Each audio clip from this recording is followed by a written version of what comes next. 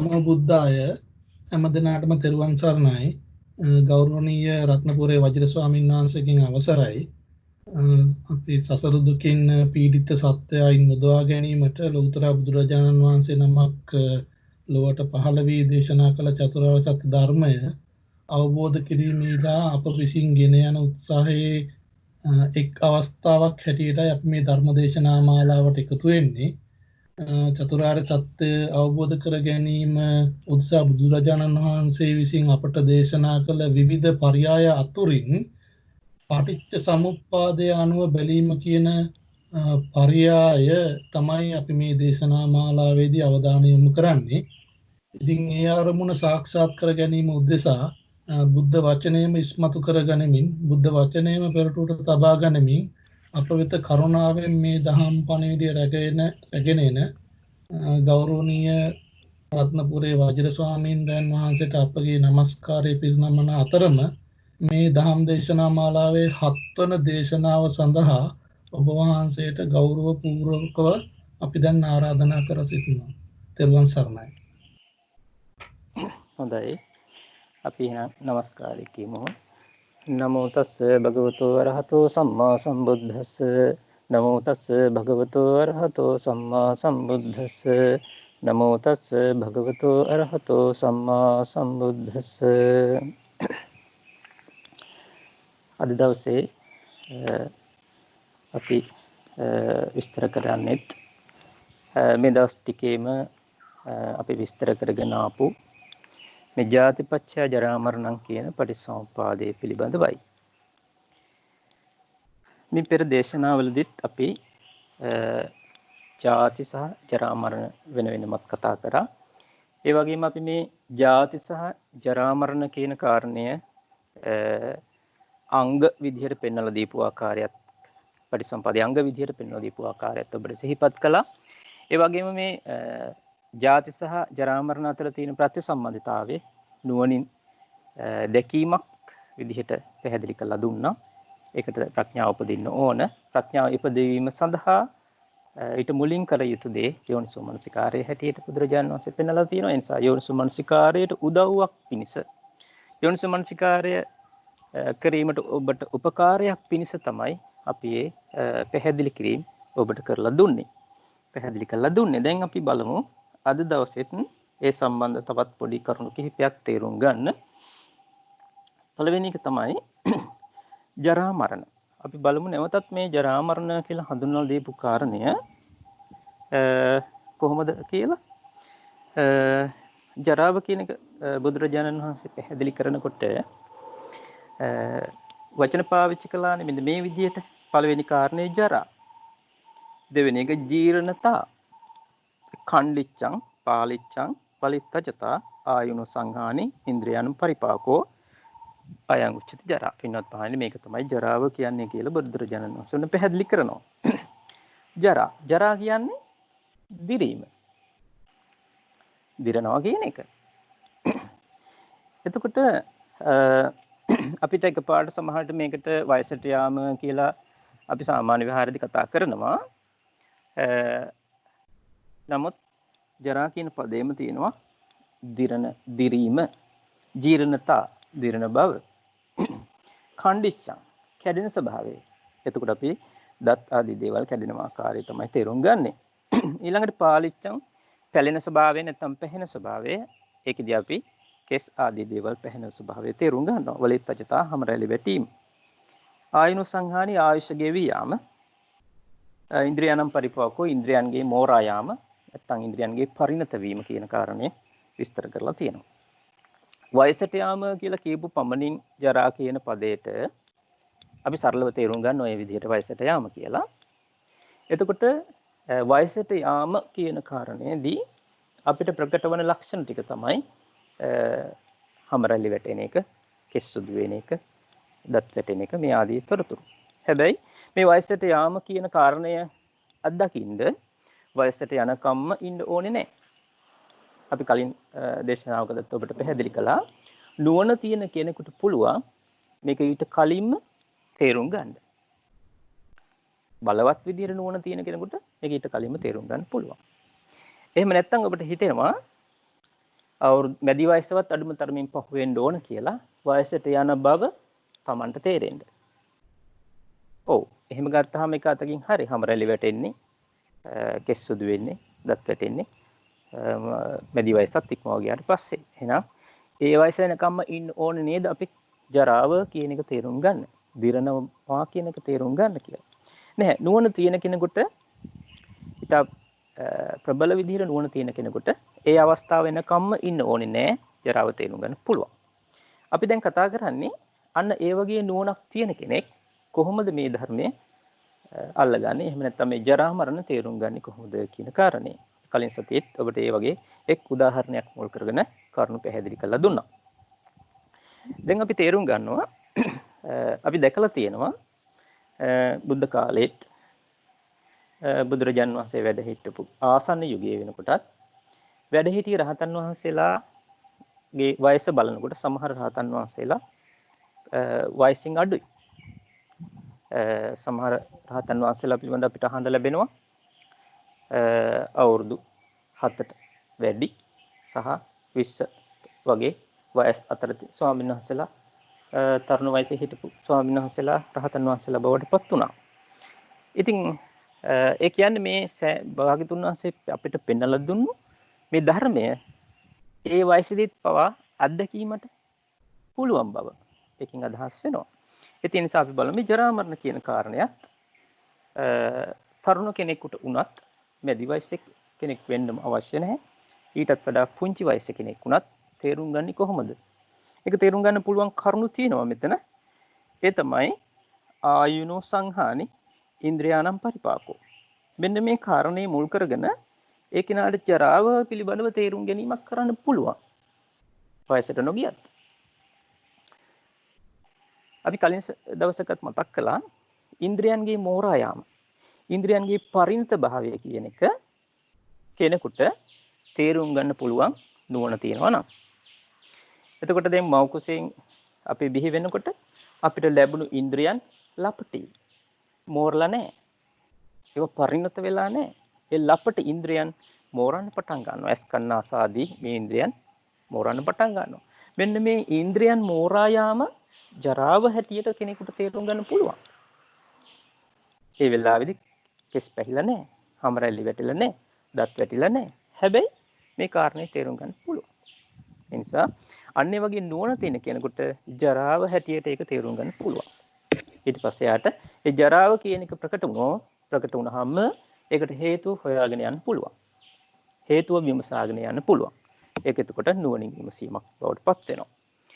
ඊළඟට ආයුනෝ සංහානි. ආයුෂ ගෙවි යාම. දැන් ආයුෂ ගෙවි යාම කියන කාරණයත් හොඳට නුවණ තියෙන කෙනෙකුට වයසට නොගිහින්ම තේරුම් ගන්න පුළුවන්. ආයුනෝ සංහානි. ආයුෂ ගෙවි යාම. බලමු ආයුෂ ගෙවි යාම සම්බන්ධයෙන් කෙනෙකුට තේරුම් ගන්න පුළුවන් විදිය පිළිබඳව අපිට එක්තරා සූත්‍රයකින් කරුණු කිහිපයක් තේරුම් ගන්න පුළුවන්. ඒ තමයි මරණ සති කියලා සූත්‍රයක් තියෙනවා. අංගුත්තර නිකාය 4 සඳහන් වෙන්නේ. නිපාතේ විදිහට ගත්තොත් ඒක චක්ක නිපාතේ 6 වෙනි නිපාතේ සඳහන් වෙන්නේ. බුද්ධ ජයන්ති ත්‍රිපිටක මුද්‍රණයේ විදිහට බැලුවොත් 40 වෙනි පිටුවේ තමයි මේ සූත්‍ර දේශනාව සඳහන් වෙන්නේ. මේ පඨම මරණ සති කියන සූත්‍රයේදී ඒ දේශනා කරපු කරුණු ඇසුරින් අපිට මේ ජරා මරණ පිළිබඳ යම් අදහසක් ගන්න පුළුවන්. එක්තරා අවස්ථාවකදී බුදුරජාණන් වහන්සේ මේ නාදිකා කියන ගමේ වැඩ සිටින වෙලාවේ ස්වාමීන් වහන්සේලා අමතා කරපු දේශනාවක්. මෙතෙන්දී භාගතුන් වහන්සේ රැස් වෙලා හිටපු භික්ෂු සංඝයාගෙන් අහනවා ඔබ මරණ සතිය වඩනවද කියලා. ස්වාමීන් වහන්සේලා පිළිතුරු දෙනවා ඔව් අපි මරණ සතිය වඩනවා කියලා. ඊළඟට එක එක ස්වාමීන් වහන්සේ කෙනෙකුගෙන් බුදුරජාණන් වහන්සේ විමසනවා ඔබ කොහොමද මරණ සතිය වඩන්නේ කියලා. එතකොට එක එක ස්වාමීන් වහන්සේ පිළිතුරු දෙනවා. එක ස්වාමීන් වහන්සේ නම මෙන්න මේ විදිහට පැහැදිලි කරනවා. මම මරණ සතිය වඩන්නේ මේ හෙට දවස වෙනකල් මට ජීවත් වෙන්න ලැබුණොත් ඇති කියලා හිතාගෙන. ඒ කියන්නේ හෙට දවස වෙනකන් ජීවත් වෙන්න පුළුවන් වෙයි. ඊට පස්සේ මරණය සිද්ධ වෙන්න පුළුවන්. ඒ කියන්නේ එහෙම කල්පනා කිරීමේ හැකියාවක් තියෙන්නේ ඒ කෙනාට මේ ජරාව සහ මරණය පිළිබඳව ප්‍රකට වෙන විදිහ අනුව. එතකොට දැන් ඉන්න තැන ඉඳලා ඒ ස්වාමීන් වහන්සේට හිතෙනවා හෙට වෙනකන් ඉන්න පුළුවන් වෙයි. ඒ කියන්නේ හෙට වෙනකොට මොකද්ද වෙන්නේ? තමන්ගේ ආයුෂ ගෙවිනවා. හෙට වෙද්දි ගෙවිලා අවසන් වෙනවා කියලා ඒ ස්වාමීන් වහන්සේට තේරෙනවා. ඊට පස්සේ හෙට වෙද්දි ඒ කියන්නේ ආයුෂ අවසන් වුණාම මරණයටපත් වෙන්න පුළුවන්. කියන කාරණේ ඒ ස්වාමීන් වහන්සේට යම් වැටහීමක් තිබිලා තියෙනවා. යම් තේරුම් ගැනීමක්, යම් ප්‍රකට වීමක් එතනින් ඒ ස්වාමීන් වහන්සේ තේරුම් ගන්නවා. ඒ නිසා ඒ ස්වාමීන් වහන්සේට තේරෙන විදිහට තමයි ඒ ස්වාමීන් වහන්සේ මරණ සත්‍යයටන වඩනවා කියලා පැහැදිලි කරන්නේ. ඊළඟට තවත් ස්වාමීන් වහන්සේ කෙනෙක්ගෙන් බුදුරජාන් වහන්සේ ඔබ මරණ සතිය වඩන්නේ කොහොමද කියන්නේ. එතකොට ඒ ස්වාමීන් වහන්සේ පිළිතුරු දෙනවා මේ අද දවස අවසන් වෙනකන්වත් ඉන්න පුළුවන් වුණොත් කියලා හිතලා මරණ සතිය වඩනවා. ඒ කියන්නේ ඒ ස්වාමීන් වහන්සේ තේරුම් අරගෙන තියෙනවා අද දවස අවසන් වෙනකොට මගේ ආයුෂ ගෙවිලා අවසන් වෙන්න පුළුවන්. අද දවස් ගෙවිලා අවසන් වෙනකොට මගේ මරණය සිද්ධ වෙන්න පුළුවන් කියන කාරණේ ඒ ස්වාමීන් වහන්සේ අරගෙන තියෙනවා. ඒ ස්වාමීන් වහන්සේට වැටහිලා තියෙනවා එහෙම පුළුවන් බව. අන්න ඒ ස්වාමීන් වහන්සේගේ නුවණ අනුව ආයුෂ ගෙවී යාම මරණය සිද්ධ වෙන්න පුළුවන් ආකාරයේ වටහාගෙන තියෙන විදිය. ඊළඟ ස්වාමීන් වහන්සේගෙන් අහනවා. ඒ ස්වාමීන් වහන්සේ පිළිතුරු දෙනවා මේ එක දාන වේලක් වළඳලා අවසන් වෙනකම් ජීවත් වුණොත් ඇති.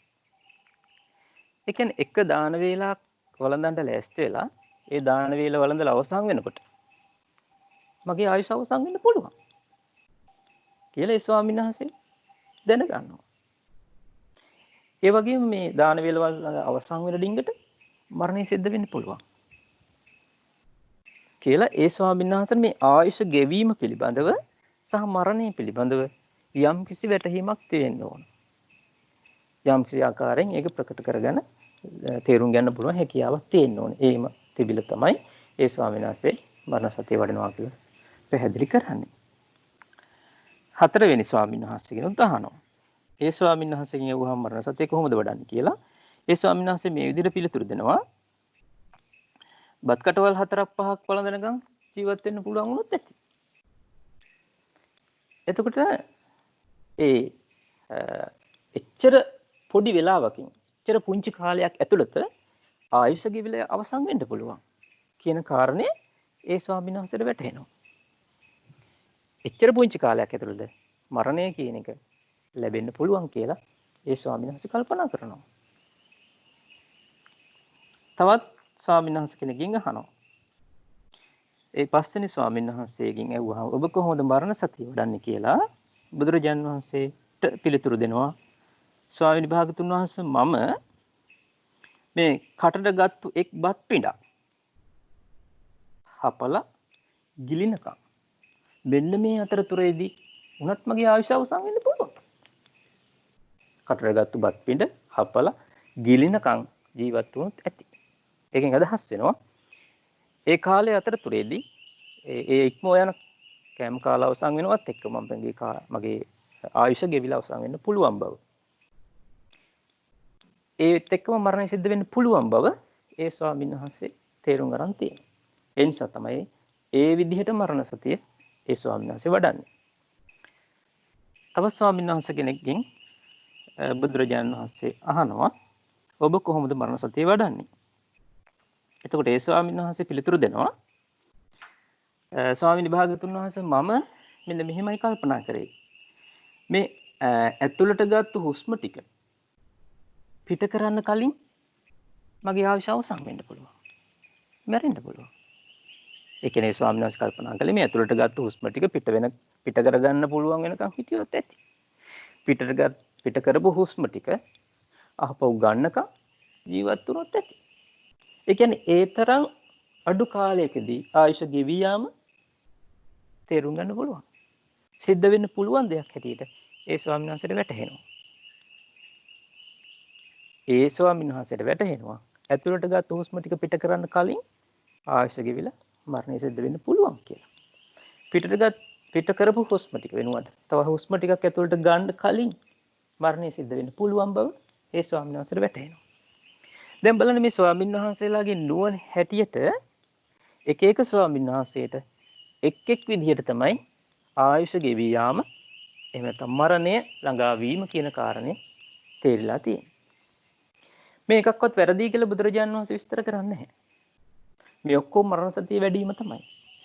අර මම පෙන්වන්න උත්සාහ කළේ ඔබට මේ සෑම අවස්ථාවකදීම එක් එක්කිනාගේ නුවණ හැටියට මේ ආයුෂ ගෙවී යාම තේරුම් ගත හැකියි.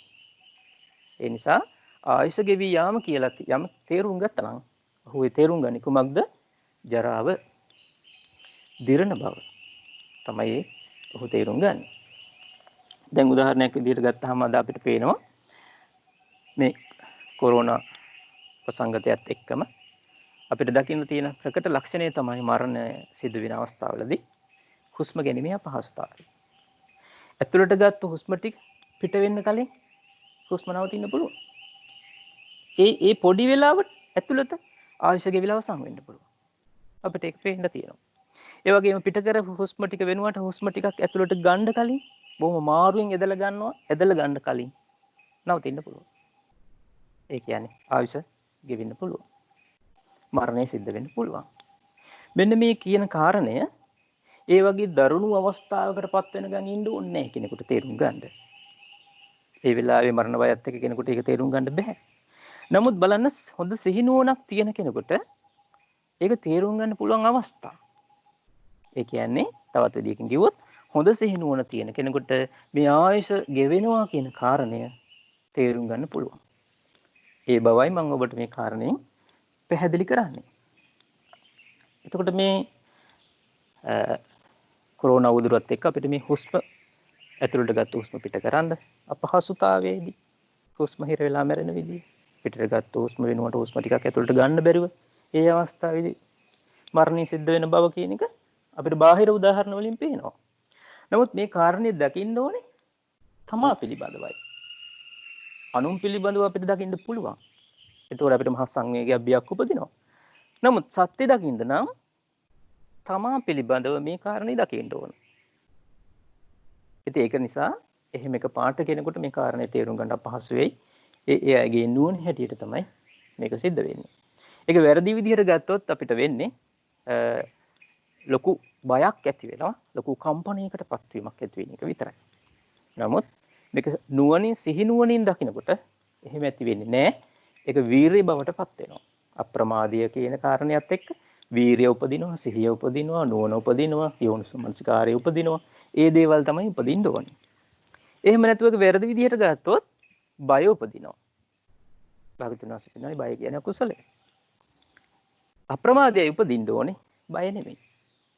ඒ නිසා මේක නුවණ තියෙන කෙනෙකුට විතරයි මේ විදිහට තේරුම් ගන්න හැකියාව තියෙන්නේ. එහෙම නැත්නම් බාහිර උදාහරණ දකින්න එක තමයි සාමාන්‍ය ලෝකයා අතර සිද්ධ වෙන්නේ. දැන් බලන්න තවත් පැත්තකින් මේ කාරණේ බැලුවාම පේනවා මේ හුස්ම ඇතුල් වීම, හුස්ම පිටවීම. මෙන්න මේ අතරතුර කාලයේදී ඒ කියන්නේ පිට කර හුස්ම ඇතුළට ගන්න කලින්, ඇතුළට ගත්ත හුස්ම පිට කරන්න කලින් ආයුෂ අවසන් වෙන්න පුළුවන්. මරණය සිද්ධ වෙන්න පුළුවන්. එහෙනම් බලන්න හොඳට නුවණ තියෙන කෙනෙකුට, බලවත්සේ නුවණ තියෙන කෙනෙකුට මේ ආස්වාසය සහ ප්‍රාස්වාසය කියන අතර මොකද දකින්න පුළුවන්? ජරාව දකින්න පුළුවන් නේ. තවත් විදිහකින් කිව්වොත් ආනාපාන සතිය ඇතුළත එයාට ජරාව තේරුම් ගන්න පුළුවන්.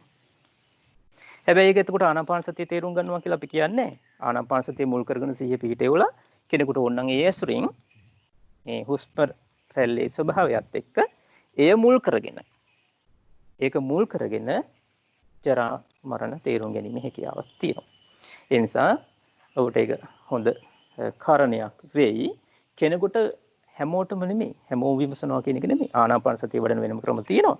නමුත් මම කියන්නේ නුවණ තියෙන කෙනෙකුට එතනින් උනත් පුළුවන්කම තියෙනවා ජරා මරණ තේරුම් ගන්න. හොඳයි. ඒ කාරණේ අපිට එතෙන්දී පැහැදිලි කරගන්න පුළුවන්. ඊළඟට මේ දේශනාවේදී බුදුරජාණන් වහන්සේ පැහැදිලි කරේ මේ පළවෙනි ස්වාමීන් වහන්සේ, දෙවෙනි ස්වාමීන් වහන්සේ, තුන්වෙනි ස්වාමීන් වහන්සේ, හතරවෙනි කියන ස්වාමීන් වහන්සේලා මරණ සතිය වඩනවා. හැබැයි ඊටා මන්දගාමී කියලා. ඒ මරණ සතිය වැඩිම ඉතාම මන්දගාමී. බොහොම හිමීට තමයි සිද්ධ වෙන්නේ කියලා පින්නවා. ඒ මරණ සතියත් ඒක මරණ සතියක්ම තමයි. හැබැයි මේ අන්තිමට කීප ස්වාමීන් වහන්සේලා දෙනම සම්බන්ධයෙන් දේශනා කරනවා. ඒ කියන්නේ අර කටට ගත්ත එක බත් පිටක් හපලා ගිලින්න කලින් මරණය සිද්ධ වෙන්න පුළුවන් කියලා තේරුම් ගත ස්වාමීන් වහන්සේ.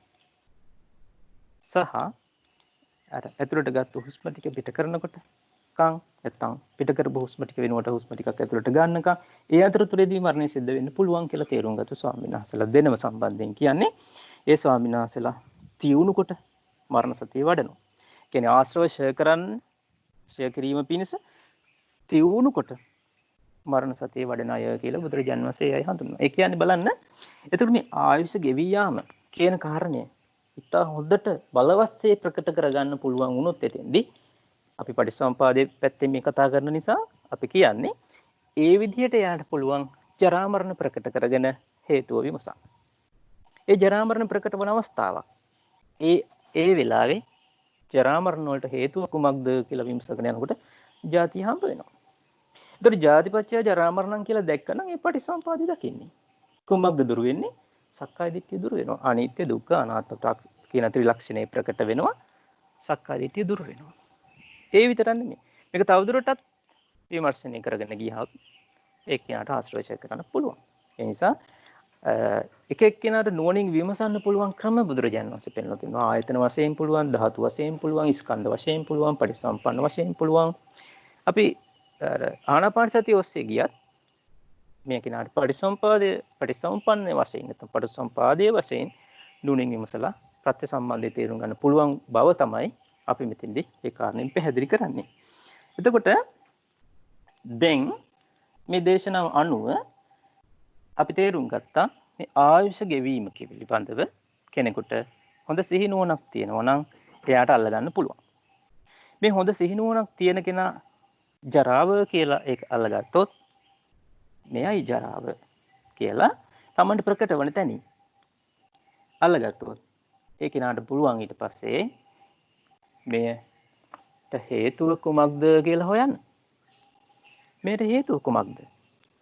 ඇයි මෙහෙම වෙන්නේ කියලා කියන ප්‍රශ්නෙත් එක්ක යම් ගවේෂණයක් කරන්න පුළුවන්. අන්න ඒ ගවේෂණය කිරීම යෝනිසෝ මනසිකාරය හැටියට පැහැදිලි කරන්න පුළුවන්. හේතු සොයා යනවා.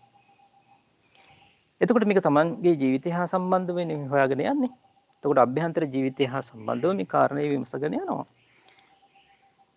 කුමක්ද මේට හේතුව? නැත්තම් කුමක් ඇති කල්ලිද මේක වෙන්නේ? කියන කාරණේ හොයාගෙන යනකොට ඔහුට හම්බෙන්න ඕනේ ජාතිය භව. හැබැයි දැන් ජාතිය භව හම්බ වෙනවා කියලා කියන්නේ හේතුවක් විදිහට. හේතුවක් වෙන්න පුළුවන්. හැබැයි හේතුව සොයාගෙන යනකොට අපි පැහැදිලි කරලා දුන්න කලින් ඒක යෝනිසුමනසිකාරය. මේ යෝනිසුමනසිකාරයට පේන්නේ ප්‍රත්‍ය සම්බන්ධය. යෝනිසුමනසිකාරය කරගෙන යනකොට හේතුවක් හම්බ වෙනවා. ඵලයක් ලැබිච්ච නිසා හේතුව හොයාගෙන යනකොට හේතුව කියලා එකක් හම්බ වෙනවා.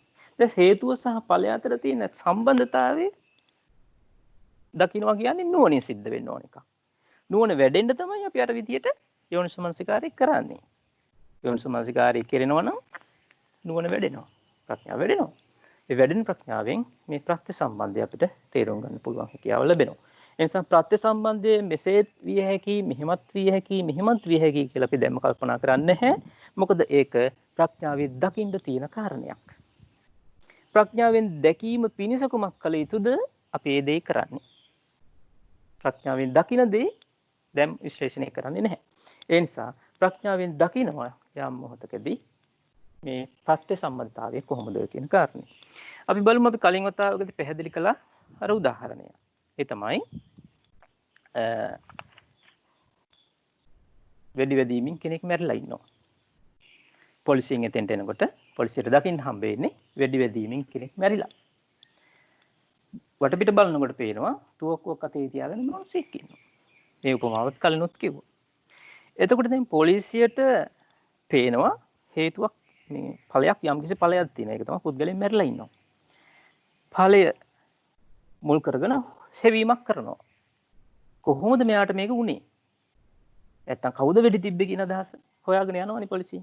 ඒ විමර්ශනය කරනකොට එයාට හම්බ වෙනවා ටිකක් ඈතින් ඉන්නවා තුවක්කුවක් තියාගෙන මිනිස්සු. දැන් එතකොට පොලිසියට හම්බ වෙන්නේ මොකද්ද? ඵලය මුල් කරගෙන විමසීමක් කරගෙන යනකොට හේතුවක් හම්බ වෙනවා. එහෙනම් මෙයා වෙන්නද වෙඩි තියන්න ඇත්තේ කියලා ගන්නවා. හේතුවක් විදිහට යව පේනවා. හැබැයි හේතුව සහ ඵලය අතර සම්බන්ධය දකින්නේ නැහැ. ඉතින් ඇත්තටම යාමද වෙඩි තිබ්බේ කියලා දන්නේ නැහැ. නැතුව අර මෙරිච්ච මිනිස්සයාගේ තේම තුවක්කුවක් තියලා යාම තනියෙන් තියාගත්තා කියලා අපි දන්නේ නැහැ. නමුත් අපිට පේනවා හේතුවක් විදිහට මෙන්න මෙයා හේතුවක් වෙන්න පුළුවන් කියලා. මේ යෝනිසෝමනසිකාරය කරද්දී අපිට පේන දේවල්. හැබැයි මේ යෝනිසෝමනසිකාරය කරද්දී ප්‍රඥාව උපදිනවනේ. මේ ප්‍රඥාවයිට මාර්ගයට එහෙම නැත්නම් ප්‍රඥාවයිට ධර්මයට කියලා මම පැහැදිලි කළා කලිනුත්. එතකොට මේ ප්‍රඥාවෙන් තමයි දකින්නේ මේ හේතුව සහ ඵලය අතර සම්බන්ධතාවය ගොඩනගෙන විදිය. ඒක හරියට මම ඉදා පැහැදිලි කළේ CCTV කැමරාවෙන් දැන් පොලිසියෙන් බලනවා. එතකොට තමයි පේන්නේ මේ තුවක්කුව අතේ තියන් හිටපු කෙනාම තමයි මෙයාට වෙඩි තියන්නේ කියලා. වෙන කෙනෙක් නෙවෙයි කියලා. පැහැදිලි වෙනවා. මෙයාට වෙන කෙනෙක් ගැහුවා නෙමෙයි. වෙන කෙනෙක් පහර දුන්නා නෙමෙයි. වෙන කෙනෙක් වෙඩි තිබ්බ නෙමෙයි. එයාම වෙඩි තියාගත්තාවත් නෙමෙයි. කොහොමද? මේ තුවක්කුව අතේ තියන් හිටපු පුද්ගලයාමයි මේ මිනිස්යාට වෙඩි තියන්නේ. ඉතා පැහැදිලිව පේනවා. ඉතා නිර්වුල් සැකයක් නැහැ. මොකක් වුණාමද? අර CCTV කැමරාවෙන් දැක්කහම. අන්න ඒක හරියට නුවණින් දකිනවා වගේ. කියන්නේ ප්‍රඥාවෙන් දකිනවා වගේ. එතෙක් අපිට හේතුව හොයාගෙන ගියාම මෙරිච්ච පුද්ගලයා වෙනම පේනවා. හේතුවක් විදියට තව පුද්ගලෙක් වෙනම ඉන්නවා පේනවා. හේතුවයි ඵලයයි වෙන වෙනම පේන්නේ. ඒක ප්‍රඥාවෙන් දකින දුරු පේන්නේ එහෙමයි. හැබැයි බුදුරජාණන් වහන්සේ පෙන්වලා දුන්නානේ. ජරා මරණයට හේතුව ජාතිය කියලා. ඒ නිසා අපි මුලින් කරන්නේ ශ්‍රද්ධාවට පැමිණෙනවා. ජරා මරණයට හේතුව ජාතියම තමයි. වෙන එකක් වෙන්න බෑ. බුදුරජාණන් වහන්සේ පෙන්වලා තියෙන ජාතිය කියලා නේ. ඒ නිසා ජාතියම තමයි. හැබැයි ජාතිය ප්‍රත්‍යයෙන් ජරා මරණ වෙනවා කියලා දකින්නේ ජාතිය හේතුවක් විදියට පේනවා. අර උදාහරණයට ගන්නවා. තුවක්කුවක් අතේ තියන් හිටපු මොනසය තමයි වෙඩි තියන්න ඇත්තේ කියලා අපි පිළිගන්නවා. නමුත් මෙන්න මේ දෙක අතර ප්‍රත්‍ය සම්බන්ධය කියන එක ප්‍රඥාවෙන් දකින්න. එතකොට දැන් බලන්න අපි නුවණින් විමසාගෙන යන්නේ අපිට ඕනි විදිහට නම් උත්තරය අපිට හම්බ වෙන්නේ නැහැ. ජාතිය බව හම්බ වෙන්නේ නැහැ. ජරා මරණ වලට හේතුව අපිට ඕනි විදිහට හේතුවක් හොයාගෙන ගියාට හම්බ වෙන්නේ නැහැ. ජාතිය බව හම්බ වෙන්නේ නැහැ. කොයි විදිහටද අපි නුවණින් විමසන්න ඕනේ? බුදුරජාණන් වහන්සේ ඒකට කියලා දුන්න න්‍යායක්. ඒකට කියනවා ආර්ය න්‍යාය. අපි ඒක පැහැදිලි කරලා දුන්නා මීට කලින්.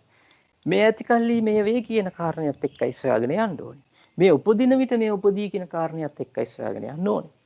මේ නැති කල්ලි මේ නොවන බවත් එක්කයි විමසගෙන යන්න ඕනේ. මෙන්න මේ විදිහට ආර්ය න්‍යායට අනුව ඒ විමසීම කරගෙන ගියාම අපිට ජාතිය කියලා එකක් හම්බ වෙනවා. එතකොට ආර්ය න්‍යාය අපිට දුන්නේ නුවණින් විමසීමේ ක්‍රමයේ කොයි විදිහට විය යුතුද කියලා පැහැදිලි කරලා දෙන්න. එහෙම නැත්නම් අපිට ඒ නුවණින් විමසීම හරියාකාරව සිද්ධ වෙන එකක් නැහැ. මොකද අපි නොදකපු දර්ශනයක් දැකීම පිණිස මේ ගමනක යෙදෙන්නේ. ඒ නිසා විමසන විදිය පවා බුදුරජාණන් වහන්සේ අපිට එතන පෙන්වලා දීලා තිනවා. විමසන්න ඕනි න්‍යාය මේකයි කියලා භාගතුන් වහන්සේ අපිට පෙන්වලා තිනවා. ඒ නිසා ඒ විදිහට තමයි දැන් අපි ඔන්න නුවණින් විමසගෙන යන්නේ. මෙන්න මේ විදිහට ඔන්න දැන් අපි ජරාව සහ මරණය කියන කාරණේ පිළිබඳව කිසියම් හෝ තැනකින් ප්‍රකට වුණා නම් ඒ ජරා.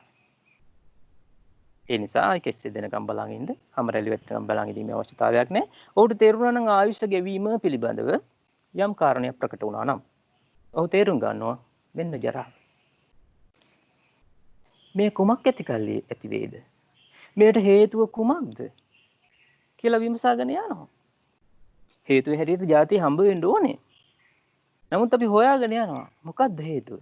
මොකද්ද හේතුව කියලා හොයාගෙන යනකොට අපිට ජාතිය කියලා හම්බ වෙන්න ඕනේ. දැන් බලමුකෝ. දැන් මෙන්න මේ කියන කාරණය තුළදී අපි තේරුම් ගත යුතු ප්‍රධාන කරුණු කීපයක් තියෙනවා.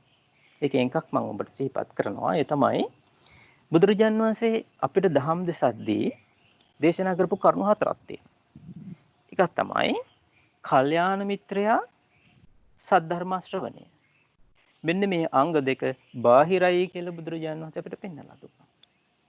ඊළඟට අභ්‍යන්තරයි කියලා කරුණු දෙකක් පෙන්වලා දුන්නා. යෝනිසෝමනසිකාරය සහ ධම්මානුධම්ම පටිපදාව. දැන් අපිට යෝනිසෝමනසිකාරය කියන්නේ එතකොට බාහිරින් ලැබෙන්න ඕන එකක්ද? අභ්‍යන්තරින් උපදින්න ඕන එකක්ද? යෝනිසෝමනසිකාරය කියන්නේ අභ්‍යන්තරයෙන් උපදින්න ඕන එකක්. එතකොට අපිට කෙනෙක්ගෙන් අහන්න බෑ යෝනිසෝමනසිකාරය කරන්නේ කොහොමද කියලා. ඒ හේතුව ඒ අහලා යම් විස්තර කිරීමක් කළොත් ඒක බාහිරින් ලැබෙන දෙයක් නේ. ඒ කියන්නේ තවදුරටත් කල්යාණ මිත්‍රයාගෙන් සද්ධර්මයේ තමයි ඒක. ඒක හේතු වෙන්නේ සද්ධර්මයට. ඒ පැහැදිලි කිරීම හේතු වෙන්නේ සද්ධර්මයට. එතකොට කල්යාණ මිත්‍රයා සහ සද්ධර්මය ශ්‍රවණය කියන එක බාහිරයි. හැබැයි මේ සද්ධර්මයේ ඇහෙනකොට අභ්‍යන්තර අංගයක් විදිහට උපදින්න ඕන කියලා තියෙනවා යෝනිසෝමනසිකාරය. ඒත් එක්කම ප්‍රතිපත්තියේදීම ධම්මානුධම්ම ප්‍රතිපදාව. ඒතර අභ්‍යන්තර අංගයක් විදිහට යෝනිසෝමනසිකාරය උපදින්නේ කොහොමද? අභ්‍යන්තරයක් අංගයක් විදිහට යෝනිසෝමනසිකාරය උපදින්න ඕන. කොහොමද යෝනිසෝමනසිකාරය උපදින්නේ? දැන් කෙනෙකුට නිකම්ම ධර්ම දේශනාවක් ඇහුවොත් අහපු ගමන් මේක තේරෙනවා නම් එයාට යෝනිසෝමනසිකාරය කරන්න දෙයක් එතන නැහැ. හැබැයි බලන්න ඕනේ බුදුරජාණන් වහන්සේ අපිට ධම්ම දේශන්නේ ඇයි? බුදුරජාණන් වහන්සේගේ ධම්ම දේශනාව කියන්නේ මොකක්ද? ඒක අපි තේරුම් ගන්න ඕන. සහ අපි ඉන්න තැන අපි තේරුම් ගන්න ඕන. දැන් බලන්න අපි ඉන්නේ අවිද්‍යාව තුළ ගිලිලා සක්කාය දිට්ඨියෙන් වැහිලා.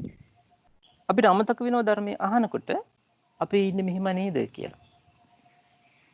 හැබැයි මේ සද්ධර්මයේ දේශනා කරපු කෙනත් මේ සද්ධර්මයක් තියෙන්නේ අවිද්‍යාවෙන් වැහිලා නෙමෙයි. අවිද්‍යාව තුළ ගිලිලා නෙමෙයි, සක්කාය දිට්ඨියෙන් වැහිලා නෙමෙයි තියෙන්නේ. එනිසා ධර්ම දේශනා කරපු ඒ භාගතුන් වහන්සේත් අවිද්‍යාවෙන් ඈතර වෙච්ච කෙනෙක්. අවිද්‍යාවෙන් ඈතර වෙච්ච කෙනෙක් අවිද්‍යාව තුළ ඉන්න කෙනෙකුට යමක් පෙන්නනවා. එතකොට අවිද්‍යාව තුළ ඉන්න කෙනාට, සක්කාය දිට්ඨියෙන් වැහිලා ඉන්න කෙනාට කිව්ව ගමම තේරෙනවා මේක තමයි ඔය කියන්නේ කියලා. හොඳට කල්පනා කරලා බලන්න. එහෙම තේරෙනවා නම් අපි තුල අවිද්‍යාව තිබුණාම මොකද? එහෙම තේරෙනවා නම් අපි තුල සක්කාය දිට්ඨිය තිබුණාම මොකද තියෙන්නේ? ප්‍රශ්නයක් නෑ. ඒක මේ විදිහට බලමු. උපතින්ම අන්ධ කෙනෙක් ඉන්නවා. උපතින්ම අන්ධයි. මේ කෙනාට කෙනෙක් පෙන්නලා දෙනවා දහවල් කාලේ මෙන්න මේ විදිහට ලස්සනට එළිය තියෙනවා. ඉර එළිය පායලා හරිම සුන්දරයි, පරිසරය හරිම ලස්සනයි කියලා දෙනවා. ඒ කියලා දෙන කෙනා ඇස් පේන කෙනෙක්. කියලා දෙන කාටද? ඇස් අන්ධ කෙනෙකුට. උපතින්ම ඇස් අන්ධ කෙනෙකුට. එයා එළිය පිළිබඳව දන්නේ නැහැ. දැකලා නැහැ. දකින්න ලැබිලා නැහැ තාම එයාට එළිය පිළිබඳව කිසි දෙයක්. හැබැයි ඒ අහන කෙනා තේරුම් ගත්තොත් එළියද ආලෝකය නේද? හරි මට තේරෙනවා. කියලා එයාට සලකා ගත්තොත් ඒ සලකා ගැනීම හරිද වැරදිද? වැරදි. ඒ අන්ධකාරය තුල ඉන්න කෙනාට ආලෝකයේ පිළිබඳව ආලෝකයේ දැකපු කෙනෙක් ආලෝකයේ පිළිබඳව කරන පැහැදිලි කිරීම තුල එයාට හම්බ වෙන්න ඕනේ මේ කියන කාරණේ මට තේරෙන්නේ නැහැ. මොකද්ද ඔය ආලෝකය කියන්නේ? මම දැකලා නැහැ මේක. කොහොමද ඒක මම බලන්නේ? කියලා ප්‍රශ්නයක් මතුවෙන්න ඕන. එහෙම නැතු එයාට තේරෙන්න විදිහක් නැහැ. ආලෝකය කියන්නේ මෙහෙම එකක් වෙන්න ඇති. හරි. මෙහෙම එකක් තමයි කියලා.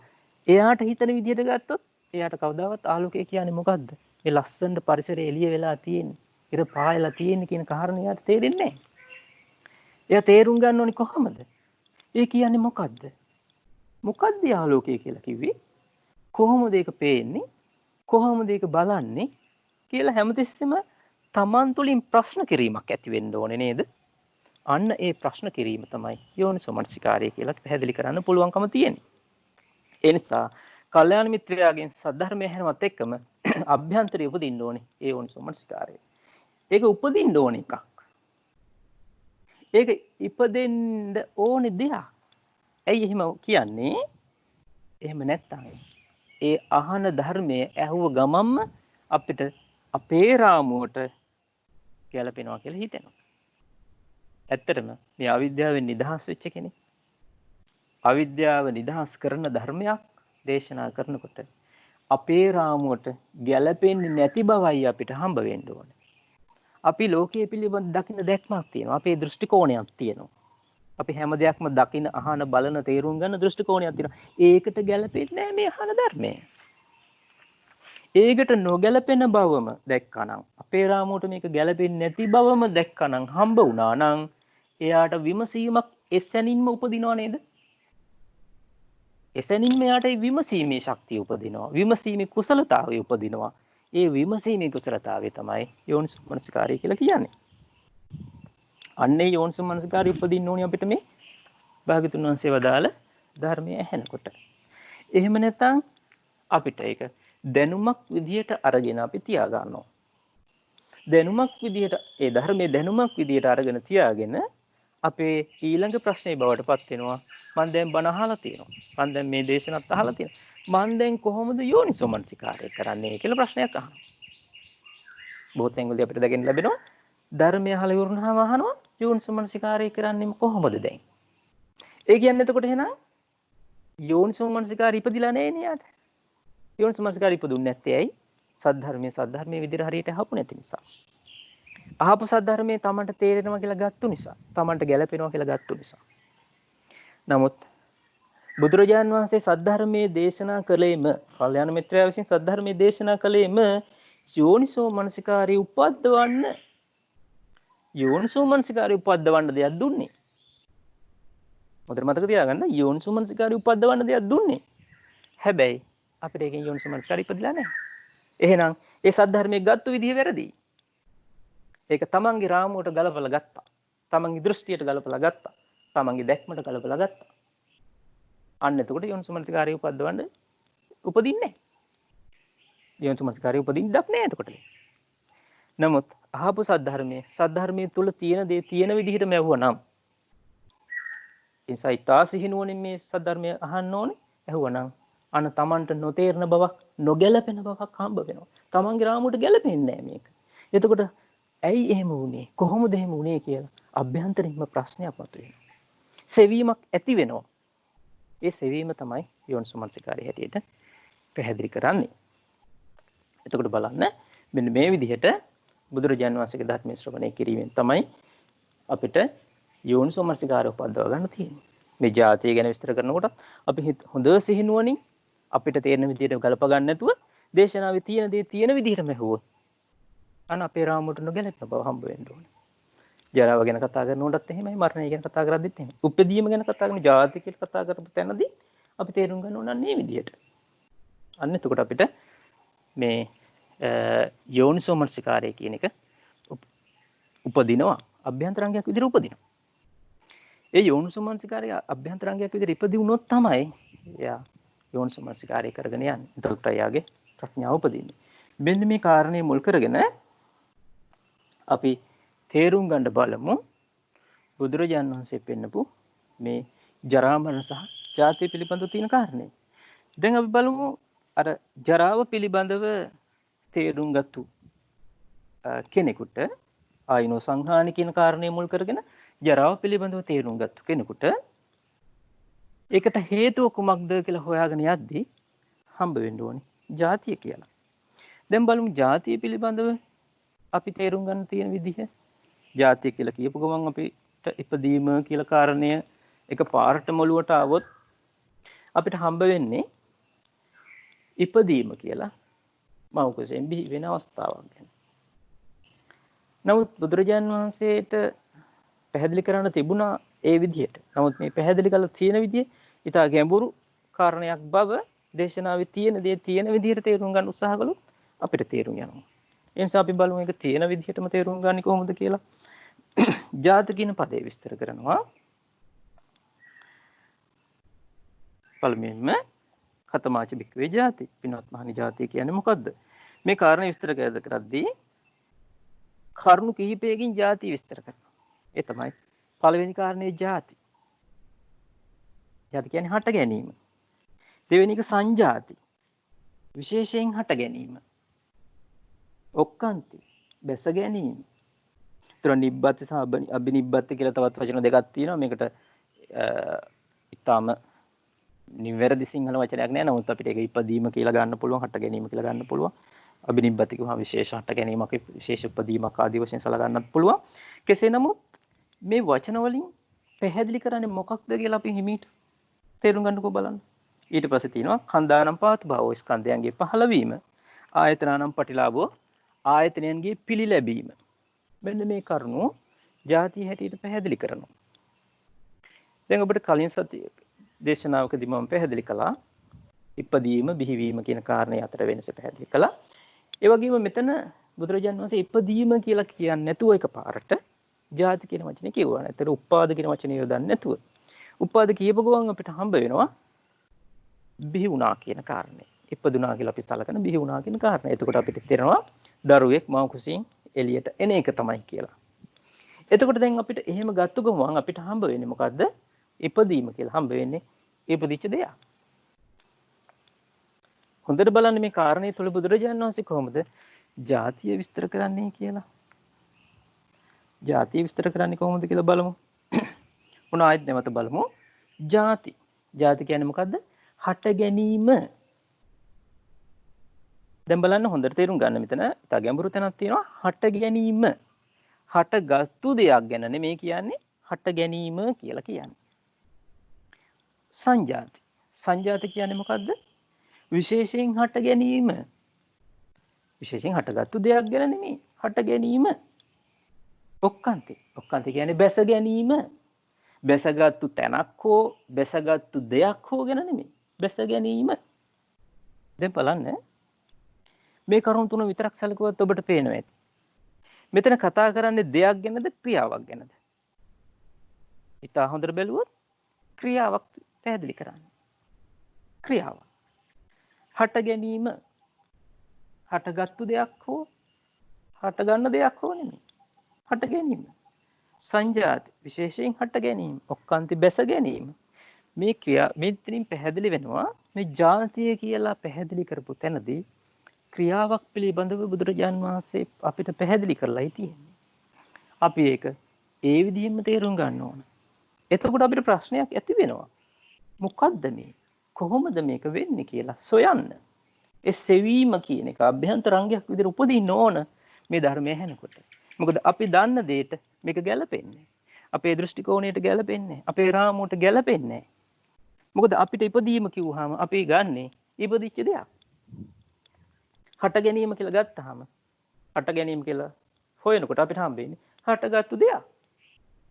දැන් බලන්න මව කුසෙන් බිහිවීම කියන එක ඒක උපත කියලා අපි හිතමු ඒක සැලකුවා කියලා කෙනෙක්. එතකොට හම්බ වෙන්නේ උපදිනවා ඉපදීම කියන ක්‍රියාවද අපිට හම්බෙන්නේ. ඉපදිච්ච දෙයක්ද හම්බ වෙන්නේ. දරුවෙක් ඉපදුනා කියලා ඔන්න අපි බලන්න යනවා. ඒ ගර්භණී මාතාවට දරුවෙක් උපන්නා කියලා යනවා බලන්න. ඉපදුනා කියලා. නැත්නම් ඉපදීම කියලා. නමුත් අපි දකින්නේ ඉපදීම කියන එකද ඉපදිච්ච දේ දරුවද? අපිට හම්බෙන්නේ දරුවව. ඉපදිච්ච දෙයක් හම්බ වෙනවා. ඉපදීම හම්බ වෙන්නේ නැහැ. බලන්න ඉපදීම ಜಾති කියලා නිසා විශේෂයෙන්ම පැහැදිලි කරන්නේ හට ගැනීම. බලන්න හට ගැනීම තමයි ಜಾතිය විදියට තියෙන්නේ. එතකොට ආයතනනම් කන්දහනම් පාතු භාව ස්කන්ධයන්ගේ පහළවීම මොකද්ද? ක්‍රියාවක්. නමුත් අපිට හම්බ වෙන්නේ ස්කන්ධයන්ගේ පහළවීම නෙමෙයි පහළ වෙච්ච දෙයක්. දෙයක් හම්බ වෙනවා හැමතිස්සෙම. ආයතනනම් පටිලාභෝ ආයතනයන්ගේ පිළිලැබීම මේ ක්‍රියාවක්. හැබැයි හම්බ වෙන්නේ ලැබිච්ච දෙයක්. අතට බලන්න මෙන්න මේ කාරණේත් එක්ක අපිට පුළුවන් ජාතිය කියන කාරණේ පිළිබඳව හොඳින් අපිට තේරුම් ගන්න. දැන් බලමු මේ හටගත්තු දෙයක් ගැන අපිට වැටහෙනවා නම් අපිට වැටිලා තියෙන ජාතිය නෙමෙයිනේ. හට ගැනීම බව තමයි වැටහෙන්න ඕන. ඒතර ජරා මරණ වලට හේතුව කුමක්ද කියලා හොයාගෙන යනකොට හටගත්තු දෙයක් හම්බ වුණා. උනායි මම අහනවා ප්‍රශ්නේ. ජරා මරණ වලට හේතුව හොයාගෙන යනකොට අපිට හම්බ වුණොත් හටගත්තු දෙයක්. ඒක ජාතිය නෙමෙයිනේ. හට ගැනීම හම්බ වෙන්න ඕන. හට ගැනීම කියන එක තමයි හම්බ වෙන්න ඕනේ. ජාති හට ගැනීම. සංජාති විශේෂයෙන් හට ගැනීම. ඔක්කාන්තේ බැස ගැනීම තමයි හම්බ වෙන්න ඕනේ. මෙන්න මේ විදිහටයි අර සද්ධර්මයේ විදිහටම අහනකොට අභ්‍යන්තරංගයක් විදිහට නුවණින් විමසීම ආරම්භ වෙන්නේ මේ සද්ධර්මයේ ඒ විදිහටම ඇහුවොත් විතරයි කියන එක මෙතනත් ඔබට පැහැදිලි වෙයි. එහෙම නැත්නම් ජාති කියන්නේ ඉපදීමයි කියලා ගත්ත ගමන් අපිට තේනවා ඉපදීම කියන එක මම දන්නවනේ. මම ඔක දැකලත් තියෙනවා. මම ඔක අහලත් තියෙනවා. මට ඔක තේරෙනවා කියලා ගත්ත ගමන්ම එයාට ජාති පිළිබඳව සෙවීමකට යමක් තියනවද? හොයන්න දෙයක් තියනවද? හොයන්න දෙයක් නැහැ. එයාට තේරෙනවා. නමුත් අපි දැනගන්න ඕනේ භාගතුන් වහන්සේ සද්ධර්මයේ දේශනා කළේ අවිද්‍යාවෙන් එතර වෙලා අවිද්‍යාව තුල ගිලිලා ඉන්න සක්කාය දිට්ඨියෙන් වැහිලා ඉන්න අපිට. එතකොට භාගතුන් වහන්සේ කියපු ගමන්ම අපිට තේරෙනවා නම් මේ සද්ධර්මයේ තුල අපිට මේ අවිද්‍යාව නැති කරන්න ඕනේ කියන කාරණේ එච්චර වැදගත් වෙන්නේ නැහැ. ඒක නැති කළත් අපිට ප්‍රශ්නයක් නැහැ. බුදුරජාණන් වහන්සේ අවිද්‍යාව නැති කළා දැකපු දේ අපිට අවිද්‍යාව තුල ඉන්නේ නැද්දි තේරෙනවා. භාගතුන් වහන්සේ සක්කාය දිට්ඨිය නැති කරලා ඊතර වුණාට පස්සේ කියපු දේ දැකපු දර්ශනේ සක්කාය දිට්ඨිය තුල ඉන්නේ නැද්දි වැහිලා ඉන්නේ නැද්දි අපිට තේරෙනවා. එහෙනම් අපිට මේ සක්කාය දිට්ඨිය අවිද්‍යාව දුරු කිරීමේ අවශ්‍යතාවයක් නැහැ. මෙහෙමත් හොඳයි කියන තැනට අපිට යන්න පුළුවන්. ඒ නිසා තමයි සද්ධර්මයේ අර විදිහට සද්ධර්මයේ විදිහටම ඇසිය යුත්තේ. ඒ නිසා දේශනාව තියෙන්නේ සෝතං ඕදාහති. කන් යොමාගෙන අහන්න ඕන. කන් යොමාගෙන අහන්න ඕනේ. Tamanට තේරෙන විදිහෙන් ගන්නෙ නෑ. අත්තං ගන්නාති අර්ථය ඒ විදිහටම ගන්න ඕන. අනත්තං රිංචතේ. Tamanට ගැලපෙන දේ අනර්ථයක් විදිහට වැටහෙනවා. මෙහෙම වෙන්න ඇති. ඔක මෙහෙම වෙන්න ඇති කියලා. ඒක බැහැර කරන්න ඕනේ. අත්තං ගන්නාති අර්ථයමයි ගන්න. මෙන්න මෙහෙමයි කිව්වේ කියලා ඉස්සලා දරා ගන්න ඕනේ. ඒකනේ ශ්‍රද්ධාව කියන්නේ. එහෙමයි කිව්වේ කියලා කාරණේ දරා ගැනීම ශ්‍රද්ධාව. ඒ ශ්‍රද්ධාව කියව ගමන් අපිට හිතෙනවා ශ්‍රද්ධාව කියන්නේ පැහැදීම කියලා. වැරදි නෑ. පැහැදීම තමයි.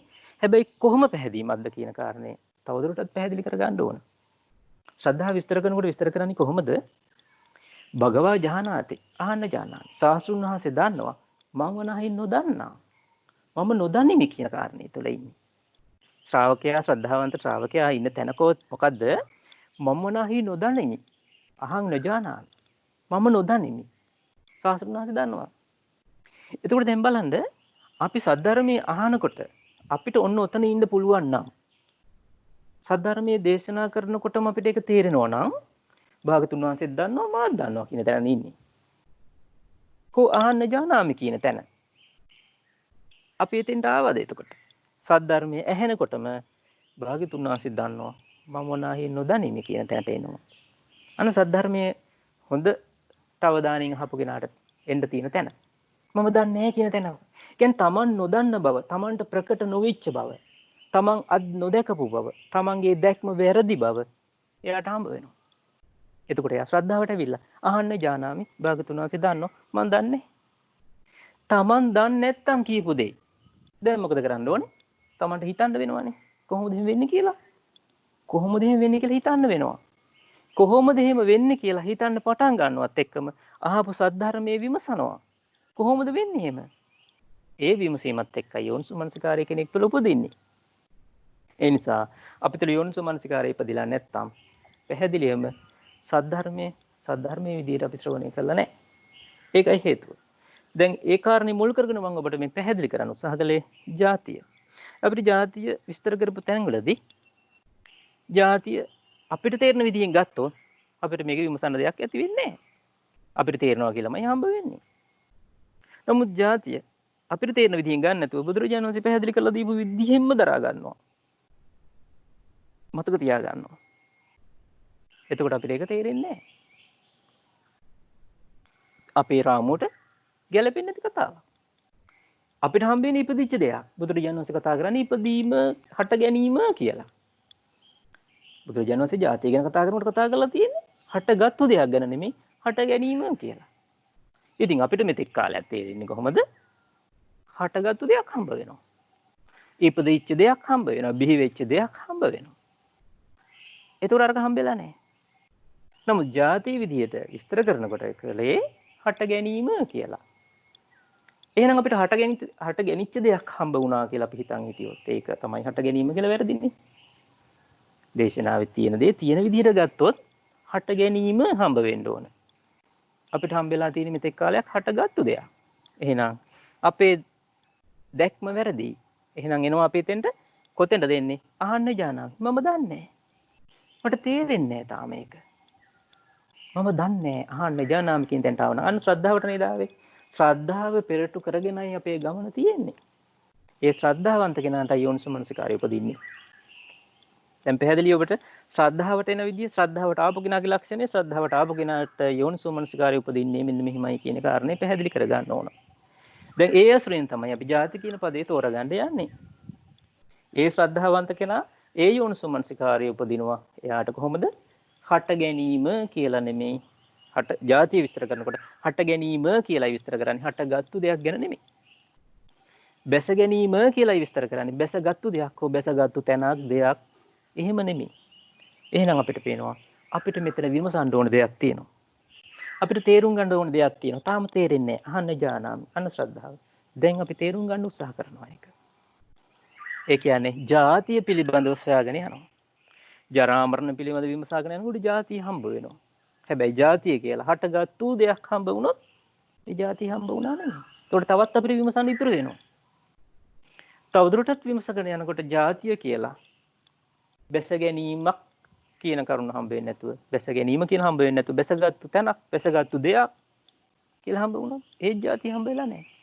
ඒ නිසා පැහැදිලිව තේරුම් ගන්න දැන් ජාතිය කියන කාරණය භාගතුන් වහන්සේ විස්තර කරපු තැනට අපි ළඟා වෙන්න උත්සාහ කරන්න ඕන. ඒ ළඟා වීමේ ක්‍රමය විමසීම. විමසීම තමයි ක්‍රමය. දැන් විමසන්න පටන් ගන්නවා. ජාතිය කියන්නේ මොකද්ද? අන්න බලන්න හට ගැනීම කියලා කිව්වේ. විශේෂයෙන් හට ගැනීම කියලා කිව්වේ. බැස ගැනීම කියලා කිව්වේ. ඊළඟට කන්දානම් පහත්පව ස්කන්ධයන්ගේ පහළවීම කියලා කිව්වේ. ආයතනානම් පටිලාභෝ ආයතනයන්ගේ පිළිලැබීම කියලා කිව්වේ. මේ ඔක්කොම ක්‍රියාවක් විදිහට පෙන්නලා තියෙනවා. කවුරුත් කරන එකක් විදිහට නෙමෙයි පෙන්වන්නේ. කවුරුත් කර්තෘ කෙනෙක් නැතුව ක්‍රියාවක් පිළිබඳව පැහැදිලි කරන්නේ. අන්න බලන්න ඒක තමයි ජාතිය කියලා පැහැදිලි කළේ. දැන් තවදුරටත් අපි බලමු. දැන් මේ ජරා මරණ සොයාගෙන යන කෙනාට ජාතිය හම්බ වෙන්න ඕනේ. දැන් අපි ජරා මරණ වලින් අපේ නුවණින් විමසීම පිණිස පැහැදිලි කරන උදාහරණයේදී අපි ගත්ත ජරා මරණ වලට ආයුන සංහානි කියන එක. ආයුෂ ගෙවි යාම කියන කරුණ. දැන් ආයුෂ ගෙවි යාම කියන කාරණේ මුල් කරගෙන ඒ භික්ෂුව නැත්තම් ඒ සීනුවන බලවත් කෙනා ඒ විදිහට තේරුම් ගන්නවා ආයුෂ ගෙවි යාම. ඒ මුල් කරගෙන යා විමසගෙන යනවා මේකට හේතුව කුමක්ද කියලා. ඒ හේතුව විමසගෙන යද්දී උට හම්බ වෙනවා ජාතිය තමයි හේතුව කියලා. එන්නේ හටගත්තු දෙයක් නෙමෙයි හම්බ වෙන්නේ. හට ගැනීම කියලා එකක් හම්බ වෙනවා. එතකොට බලමු දැන්. එයා ඔන්න විමසගෙන යනවා. විමසගෙන යනකොට එයාට හම්බ වෙනවා අපි මේ ජාතිය කියන එකෙන් එක කාරණයක් තෝරගමු. ඒ තමයි කන්දානම් පවත භාවය. එහෙනම් ස්කන්ධයන්ගේ පහළවීම කියලා හම්බ වෙන්න ඕන. කුමක් සොයාගෙන යනකොටද මේ හම්බ වෙන්නේ? ආයුෂ ගෙවි යාම කියන කාරණය. ඒක මොකකටද අයිතිද? ජරාව කියන කාරණේට අයිති. මේ ජරාව පිළිබඳ කාරණේ ප්‍රකට වුණාම යා හේතුව හොයාගෙන යනවා. හේතුව හොයාගෙන යනකොට යාට හම්බ වෙනවා ජාති. ජාති කියලා විස්තර කරපු කන්දානම් පාත භාවෝ. ස්කන්ධයන්ගේ පහළවීම කියලා හම්බ වෙනවා. අන්න එහෙම හම්බ වුණා නම් ඵලය හොයාගෙන යද්දි හේතුවක් හම්බ වෙලා. ජාතිය හේතුව බව හම්බ වෙනවා. දැන් බලමු. දැන් මේක තාම නුවණින් විමසගෙන යන රටාව. ප්‍රඥාවෙන් තමයි දකින්නේ මේ දෙක අතර තියෙන ප්‍රත්‍ය සම්බන්ධය. දැන් අපි බලමු ජාතිය කියලා විස්තර කරපු ස්කන්ධයන්ගේ පහළවීම මොකක්ද කියලා. මොනවද ස්කන්ධ කියලා කියන්නේ? ඔබ දන්නවද නැටම? ස්කන්ධ උපාදානස්කන්ධ ගැනයි විස්තර කරන්නේ පහක් තියෙනවා. මේ පංච උපාදානස්කන්ධය පිළිබඳව ඔබ නමින් අහලා තියෙනවා. රූප උපාදානස්කන්ධය, වේදනා උපාදානස්කන්ධය, සංඥා උපාදානස්කන්ධය, සංඛාර උපාදානස්කන්ධය, විඥාන උපාදානස්කන්ධය. මේක නමකින් ඔබ දන්නවා. නමක් විදිහට ඔබ අහලා තියෙනවා ඔබ දන්නවා. හැබැයි බුදුරජාණන් වහන්සේ බලමු මේ උපාදානස්කන්ධ පහ පිළිබඳව දේශනා කළා තියෙන්නේ කොහොමද කියලා. දැන් මේ කාරණේ ඔබට තේරුම් ගන්න, සරලව තේරුම් ගන්න පුළුවන් තැනක් තමයි සනිතනිකාය තුනේ කජ්ජනීය සූත්‍රය. ඒකෙත් මේ පිළිබඳ විස්තරයක් තියෙනවා. එහෙම නැත්නම් අපි මේ පිළිබඳව තේරුම් ගැනීමක් කරන්න පුළුවන් සරලව. කොහොමද පැහැදිලි කරලා තියෙන්නේ? අපි රූපය මදකින් තියමු පැත්තකින්. අපි බලමු වේදනාව. වේදනාව කියලා කියන්නේ බුදුරජාණන් වහන්සේ දෙන කජ්ජනීය සූත්‍රයේදී පැහැදිලි කරනවා වේදනා කියන පාලි වචනේ තේරුම විඳීම. වේදනා කියන වචනේ තේරුම විඳීම. විඳින දේ නෙමෙයි විඳීම. සංඥා කියන්නේ මොකද්ද? හඳුනා ගැනීම. හඳුනා ගැනීම. හඳුනාගත්තු දේ නෙමෙයි, හඳුනා ගන්න දේ නෙමෙයි, හඳුනා ගැනීම. ඊළඟට බලමු. සංඛාර චේතනා පහළ වීම. නැත්තම් සකස් වීම. සකස් වීම. සකස් වෙච්ච දේ නෙමෙයි සකස් වීම. විඥානය. මොකද විඥානය කියන්නේ? විශේෂයෙන් දැන ගැනීම. දැනගත්තු දේ නෙමෙයි. දැන ගැනීම. එහෙනම් දැන් රූපය පිළිබඳව ඔබට යම් අදහසක් ඇති. කජ්ජනි සූත්‍රයේදී රූපය විස්තර කරනකොට කියන්නේ රූපතීතිකෝ භික්කවේ තස්මා රූපන්ති උච්චති කියලා. රුප්පණය වීම තමයි රූපය කියලා කියන්නේ කියලා. එතකොට එතනත් රුප්පණය වීම නැසෙන වෙනසනවා කියලා සාමාන්‍ය අර්ථයක් අපිට ගන්න පුළුවන්. ඒකට නැසෙන වෙනසන ස්වභාවය. මේ නැසෙන වෙනසීම කියන එක රුප්පණය වීම, ඒ වීම ක්‍රියාවක් විදිහට පැහැදිලි කරනවා. එන්නේ ඒක තමයි රූපේ විදිහට පැහැදිලි කරන්නේ. ඒක ඊටාම ගැඹුරු කාරණයක්. අපිට මේ මහ භූත හතරත් මහ භූත හතරෙන්ගේ උපාදාය රූපත් කියන කාරණේ ගත්තාම එතන ක්‍රියාවක් තියෙන බව අපිට තාම නුවණට හම්බෙලා නැති වෙන්න පුළුවන්. නමුත් ඒක නුවණින් විමසීමේදී අපිට මුණ ගැහෙන කාරණයක්. අපි හැමදෙස්සෙම හොයන්නේ රූපය කියලා දෙයක්. ආන්න එතකොට අපිට පංචස්කන්ධය හම්බ වෙන්නේ නැහැ. ಜಾතිය විදිහට විමසගෙන ගියොත් අපිට ಜಾතිය නෙමෙයි හම්බ වෙන්නේ. රූපය කියලා දෙයක් හම්බ වෙනවා අපිට. ඒක සාමාන්‍ය ලෝකෙදී හම්බ වෙනවා. වේදනාව කියලා දෙයක් හම්බ වෙනවා. හඳුනා ගැනීම කියලා නෙමෙයි අපිට හම්බෙන්නේ, හඳුනාගත්තු දෙයක්. ඒතකොට ಜಾතිය හම්බ වෙන්නේ නැහැ. හඳුනාගත්තු දෙයක් හම්බෙලා තියෙන්නේ. විඳීම් සංස්කාරය. සංස්කාර කියන්නේ සකස් වීම. සකස් වෙච්ච දෙයක් හම්බ වෙනව නෙමෙයි, සකස් වීම. සංස්කාර. විඥානය කියන්නේ විශේෂයෙන් දැන ගැනීම. විශේෂයෙන් දැනගත්තු දෙයක් නෙමෙයි. එතකොට බලන්න මේ ජරා මරණ මුල් කරගෙන ಜಾතිය සොයාගෙන යද්දී, ප්‍රත්‍ය හේතුවට හේතු විදිහට ಜಾතිය සොයාගෙන යද්දී ಜಾතිය විස්තර කරලා තියෙන්නේ ක්‍රියාවක් විදිහට. එතකොට කන්දානම් පහත් බව ආයත් ස්කන්ධයන්ගේ පහළ වීම කියලා ගත්තාමත් අපිට හම්බ වෙන්නේ මොකද්ද? ක්‍රියාවක්. නමුත් අපි හිතන් ඉන්නවා ස්කන්ධ කියලා කියන්නේ දෙයක් කියලා. ඒ නිසා අපි දෙයක් හැමතිස්සෙම හොයනවා. දෙයක් හම්බුණා නම් සතුටු වෙනවා. එක්ක දෙයක් හම්බුණාම මේක හොඳ නැහැ කියලා හිතුනොත් ඒක අයින් කරන්න බලනවා. දෙයක් හම්බ වුණොත් ඒ සක්කාය දිට්ඨිය තුලමයි. දෙයක් හම්බ වෙන සක්කාය දිට්ඨිය තුල. එක්ක තියනවා කියලා ගන්නවා, එක්ක නැහැ කියලා ගන්නවා. තියනවා කියලා ගත්තත් සක්කාය දිට්ඨියමයි, නැහැ කියලා ගත්තත් සක්කාය දිට්ඨියමයි. ඒකයි මම ඔබට කලිනුත් පැහැදිලි කළේ. යමක් තියනවා කියලා අරගෙන ඒක කැඩලා බිඳලා යන ආකාරය බැලුවා කියලා අනිත්‍ය වෙන්නේ නැහැ කියලා කියන්නේ. අනිත්‍ය දැක්කා කියලා කියන්නේ නැත්තේ ඒකයි. තියනවා කියලා අරගෙන ඒක නැහැ කියලා තැන්ට යනවා. පංචමස්කන්ධය වුණත් අපි විදර්ශනා කරනකොට එහෙමයි. තියනවා කියලා අරගෙන ඒක නැහැ කියලා ගන්නවා. අපි හිතනවා පංචමස්කන්ධය අනිත්‍ය වැඩන්නේ කියලා. පංචමස්කන්ධය කියලා කියන්නේ දෙයක් නෙමෙයි. තියනවා කියලා ගන්න දෙයක් නෙමෙයි. විඳීමක්. ක්‍රියාවක්. හඳුනා ගැනීම. ක්‍රියාවක්. සකස් වීම. ක්‍රියාවක්. විශේෂයෙන් දැන ගැනීම. ක්‍රියාවක්. රුප්පණය වීම. ක්‍රියාවක්. දැන් බලන්න අපිට මේ විදිහට හම්බ වෙන්නේ නැති හන්දා අපිට හම්බ වෙන්නේ මොකද්ද? සක්කාය දිට්ඨිය. මේ විදිහට විමසගෙන අපිට යන්නේ නැති නිසා අපිට සක්කාය දිට්ඨිය හම්බ වෙන්නේ නැහැ. මේ පටිසම්පාද විමසගෙන ගිහලා ප්‍රතිසම්බන්ධය දැක්කනම් සක්කාය දිට්ඨිය හම්බ වෙනවා. නමුත් මම මේ කියන්නේ ඔබට පැහැදිලි කරන්නේ දෙයක් විදිහට හම්බ වුණොත් අපිට සක්කාය දිට්ඨිය හම්බ වෙන්නේ නැහැ. ඒ උදාහරණයක් වශයෙන් බලමු රූපය කියලා දෙයක් හම්බුණා. රුප්පණය වීම කියලා එකක් හම්බුන්නේ නැහැ. එතකොට ඒ දේ ගැන අපි පෙරලා උඩ යට කුරු කරමින් පෙරලා බල ඒක එහෙම නැහැ කියලා ගන්නවා. ඒක තියනවා කියලා ගන්නවා. තිබුණත් වැඩක් නැහැ කියලා ගන්නවා. තිබුණත් අනිත්‍යයි කියලා ගන්නවා. කොහොම එක විදිහට පෙරලා බලනවා. මොකද්ද මේ පෙරලන්නේ එතකොට? විවිධාකාරයෙන් මැනලා කිරලා මැනලා බලන්නේ මොකද්ද? හම්බෙච්ච දෙයක්. හඳුනා ගැනීම කියලා ගමු සරලව පැහැදිලි කරන්න. හඳුනා ගැනීම නෙමෙයි අපිට හම්බෙන්නේ. හඳුනාගත්තු දෙයක්. දැන් අපි හඳුනාගත්තු දේ කඩලා බිඳලා බලලා එහෙට මෙහෙට හරවලා බලලා හැම දෙයක්ම කරලා බලලා එහෙම එකක් නැහැ කියලා හරි අනිත්‍යයි කියලා මොකක් හරි නිගමනයකට යනවා. ඒ නිගමනයකට යන්නේ මොකක් පිළිබඳවද? හඳුනා ගැනීම පිළිබඳව නෙමෙයි. හඳුනාගත්තු දේ පිළිබඳව. අපි හිතනවා අපි පංචමස්කන්ධය දැක්කා කියලා. පටිසම්පාදයේදී වශයෙන් විමසගෙන යනකොට අපි හිතනවා අපි ජාතිය දැක්කා කියලා. නෑ. දැන් බලන්න. ඒතකොට ජාතිය පිළිබඳ විමසීමේදී ඔබට පැහැදිලි දැන් මෙතන පැහැදිලිවම ක්‍රියාව පිළිබඳව විස්තර කිරීමක් තියෙනවා. හඳුනා ගැනීමක්. ඒතකොට දැන් මෙහෙම කතා කරනකොට මම පැහැදිලි කරන සක්කාය දිට්ඨිය හම්බ වෙන්නේ නැහැ කියලා. ඒකට හේතුව මේකයි. දැන් බලන්න හඳුනා ගැනීම අපි උදාහරණයකට ගමු මේ උපාදානස්කන්ධ පහෙන් හඳුනා ගැනීම. තේරුම් ගැනීම පහසුවට හඳුනා ගැනීම. හඳුනාගත්තු දේ නෙමෙයි හඳුනා ගැනීම. දැන් හඳුනා ගැනීම කියලා අපිට හම්බ වුණොත් හම්බ වෙන්නේ කුමක් එක්කද? හඳුනා ගැනීම හම්බ වෙන්නේ මොකක් එක්කද? හඳුනා ගැනීම හම්බ වෙන්නේ හැමතිස්සෙම තමන් එක්ක. හොඳට බලන්න හඳුනා ගැනීමක් කියලා හම්බුනොත් අපිට දෙයක් නේ හම්බ වෙන්නේ. එතකොට මම ඉන්නවද ඒ කතාව නෑ දෙයක් හම්බ වුණා ඒක කඩලා බිඳලා බලලා ඒක ඉවර කරා. නමුත් හඳුනා ගැනීම කියන කාරණේ හම්බ වුණා කියලා හිතන්න. හඳුනා ගැනීම හැම තිස්සෙම තියෙන්නේ තමන් කියන එකත් එක්ක. තමන් කියන කාරණෙත් එක්කමයි යෙදෙන්නේ ඒක.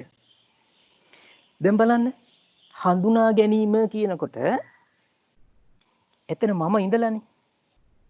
තමා කියලා කෙනෙක් ඉඳලා තමයි හඳුනා ගැනීම. එයා එතකොට සලකනවා මේ හඳුනා ගැනීම තමන් කියලා. මේ හඳුනා ගැනීම තමන් කියලා ගන්නවා. එක. එහෙම නැත්නම් හිතනවා තමන් තමයි හඳුනගන්නේ කියලා ගන්නවා. දෙක. තුන. හඳුනා ගැනීම තුල තමන් ඉන්නවා. හතර. තමන් තුල තමයි හඳුනා ගැනීම තියෙන්නේ. හතර. බලන්න පැහැදිලිද? මේ හතර ආකාරයේ හඳුනා ගැනීම සම්බන්ධයෙන් තියෙන හතර ආකාරයේ වේදනාව සම්බන්ධයෙන් උත් හතරක් තියෙනවා.